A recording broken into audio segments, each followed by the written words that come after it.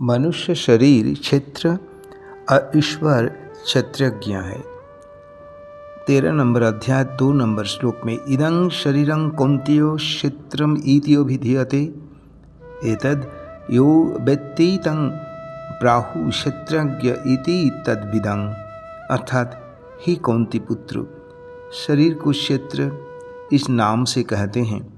इस क्षेत्र को जो जानता है उसको ज्ञानी लोग क्षेत्रज्ञ इस नाम से जानते हैं।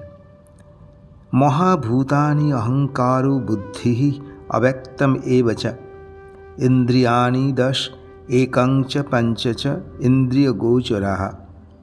महाभूतानि इसका मतलब है पृथ्वी, जल, तेज, वायु और आकाश, ये 5 महाभूत हैं।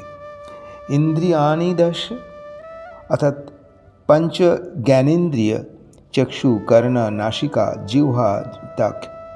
पंच कर्मेंद्रिय ये है वाक, पायु, उपस्थ, हाथ, ये 5 कर्मेंद्रिय है।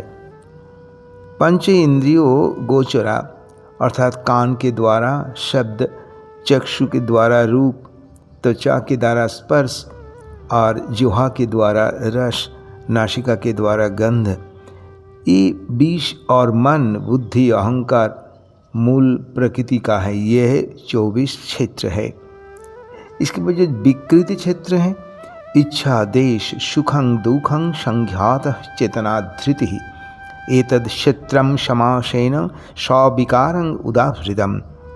अर्थात इच्छा, देश, सुख, दुख, संघात, चेतना, धृति, यह 5 विकारों सहित यह क्षेत्र संक्षेप में कहा गया। इच्छा का मतलब इच्छा ही मूल विकार, सभी पाप और पुण्य इच्छा से ही पैदा होता है। देश, क्रोध जो सूक्ष्म रूप से रहता है उसको देश कहते हैं। सुखं, अनुकूलता में जो प्रसन्नता आती है वह सुख है। दुखं, प्रतिकूलता में मन में जो हलचल पैदा होता है वही दुख है। संघात, शरीर का 24 तत्वों से जो प्रतिक्षण जो परिवर्तित होते रहते हैं। चेतना, चेतना ही प्राण शक्ति है, ये परिवर्तित होती रहती है।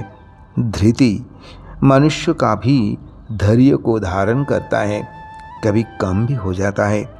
ज्ञानी मनुष्य ये सब विकारों को रोके तो वो महामानव बन सकते हैं।